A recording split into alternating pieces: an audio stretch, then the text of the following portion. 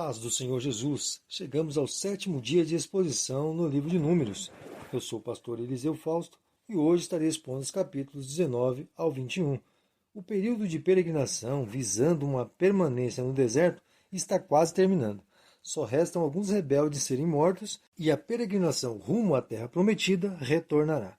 Mas, até que esse momento não chegue, alguns momentos difíceis ainda vão surgir para Moisés enfrentar. Agora, aqui no primeiro capítulo de nossa meditação, uma ordem específica é dada por Deus aos sacerdotes. Uma novilha vermelha, simbolizando o sangue da expiação, que nunca havia sido usada para trabalho algum, devia ser sacrificada fora do tabernáculo, além do acampamento, conforme os versículos 1 ao 3. E já fora do acampamento, um sacerdote devia matar o animal, e o sacerdote Eleazar era quem devia realizar a cerimônia, para não tornar Arão imundo. Eleazar devia pegar o sangue derramado com a mão esquerda e com a mão direita aspergir 7 vezes na direção da entrada do tabernáculo, simbolizando a perfeita purificação, conforme o versículo 4. Todo animal devia ser queimado no fogo, e junto com ele um pau de cedro, representando um sacrifício de cheiro, um hisopo, representando o uso comum das purificações, e um pedaço de carmesim, para representar o sangue que era a vida. Depois que tudo estivesse queimado, todos que haviam participado da cerimônia deviam se lavar e voltar ao acampamento, ficavam imundos até a tarde, ou seja, não participariam de nenhum serviço sagrado naquele dia. E as cinzas da queima seria recolhido por outro auxiliar do tabernáculo, que não tinha participado da primeira parte da cerimônia, pois precisava estar puro para retirar as cinzas do sacrifício e colocá-las em um local também fora do acampamento, porém um local direcionado e exclusivo onde essa cinza pudesse ser utilizada para a mistura da água purificadora.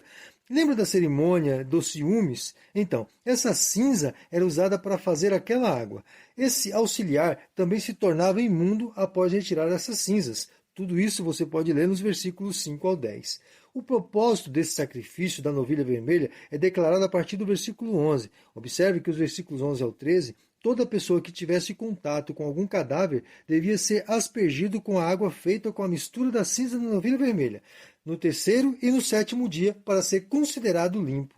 Já nos versículos 14 a 19, a tenda onde morresse alguém também seria imunda e devia ser purificada com essa água no 3º e 7º dia para ser considerada limpa, assim como alguém que tocasse em algum morto na guerra ou na sepultura de alguém devia ser considerado imundo e também devia ser purificado por essa água. Provavelmente Deus havia exigido todas essas regras para que houvesse preservação do povo, evitando que contágio de alguma natureza fosse um mal entre eles. O capítulo termina com a declaração de que essas regras eram para ser obedecidas por todas as gerações em Israel. Agora, vem comigo no capítulo 20. Um detalhe importante é descrito no versículo 1. O povo tinha ficado em Cádiz por muito tempo, ainda que peregrinaram por toda a região desértica, não saíram desses termos. Pelo menos é o que indica essa leitura. Ou seja, ficaram circulando as regiões do deserto de Cádiz até que os rebeldes morressem. E foi nessa região, durante essa peregrinação circular, que Miriam morreu. A partir do versículo 2 até o 6, o povo novamente iniciou uma murmuração diante de Moisés e Arão sobre várias queixas e por falta de água em especial, ao que Moisés e Arão se prostraram na entrada do tabernáculo e novamente a glória do Senhor apareceu. Os versículos 8 ao 9 relatam como foi a ordem dada por Deus a Moisés. Ele devia pegar a vara, ir com Arão e o povo próximo da rocha, e lá devia ordenar à rocha que saísse água para o povo. Porém, Moisés não foi obediente à ordem de Deus, e como conhecedor íntimo de Deus, não devia ter agido em desobediência. O que os versículos 10 ao 13 registram é Moisés e Arão estando diante do povo e da rocha, falando ao povo asperamente e batendo na rocha 2 vezes, ao invés de falar a rocha como Deus havia ordenado. O nome desse local passou a ser conhecido como Meribá, pois ali foi onde o povo contendeu com Deus e com Moisés. Essa desobediência custou aos dois a rejeição de não entrarem na terra prometida junto com a nova geração.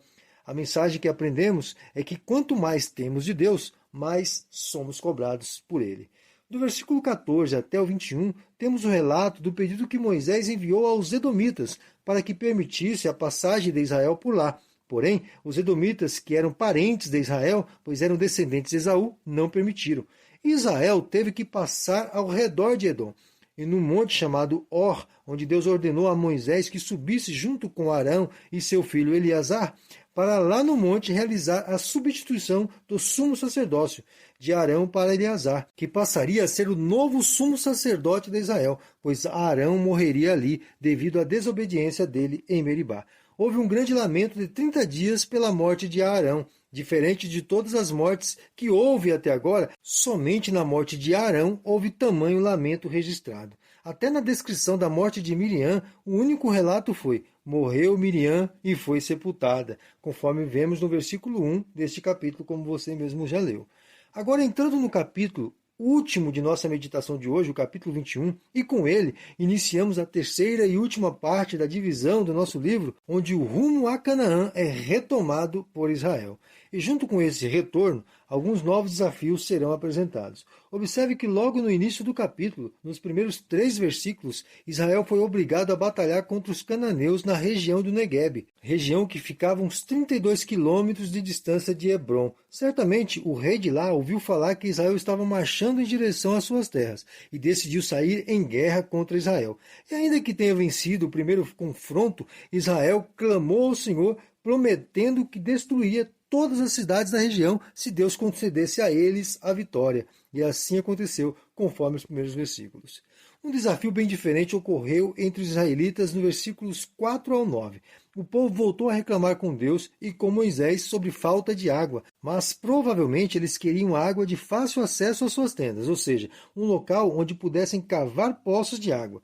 E essa reclamação fez com que o Senhor enviasse serpentes entre o acampamento, e muitos morreram devido ao veneno dessas serpentes. Mas foram até Moisés, pedindo perdão pelo que disseram, e Moisés clamou ao Senhor, e Deus ordenou que Moisés fizesse uma serpente de metal, para que houvesse cura sobre todos os que fossem picados, e olhasse para a réplica da serpente que foi levantada no meio do acampamento.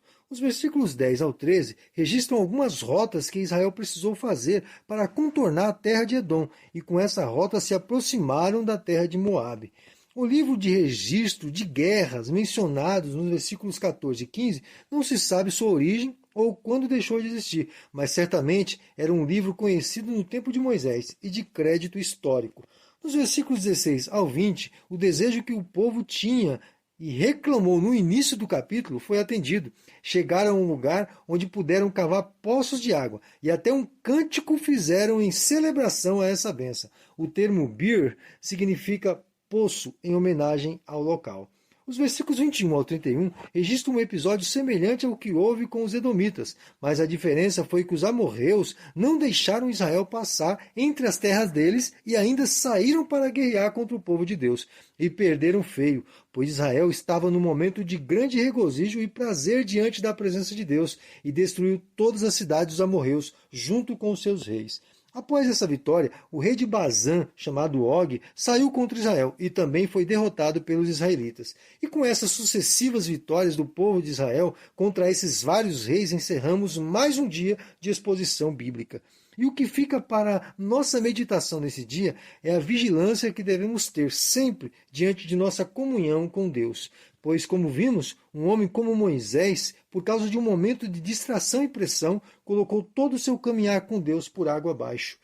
Poderia ter entrado na terra prometida junto com toda a nova geração, mas não confiou no Senhor como costumava confiar. Tudo por causa de um momento de grande pressão. E isso fica como um alerta para mim e para você. Que nós não venhamos permitir que as pressões da vida nos conduzam a uma condição de desequilíbrio e venhamos cair num erro de desobediência ou até mesmo de incredulidade diante de Deus. Que o Senhor nos proteja e nos dê vitória em todas as nossas lutas diárias. Amém. Até amanhã, querendo Deus.